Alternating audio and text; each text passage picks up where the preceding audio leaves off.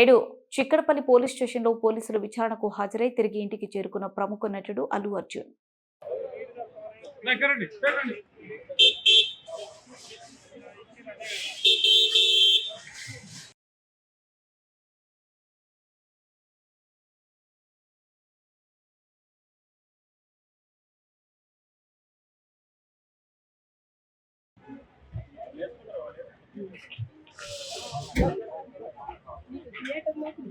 Sir మీరు కొంచెం ముందే చెప్పారు కూడా చెప్పలేదు అని చెప్పి మీడియా ముందు అంటే 48 సంఘటన జరిగిన 48 అవర్స్ తర్వాత వీడియో రిలీజ్ లో అదే చెప్పి మళ్ళీ ప్రశ్నతో కూడా సేమ్ అదే చెప్పడం జరిగింది.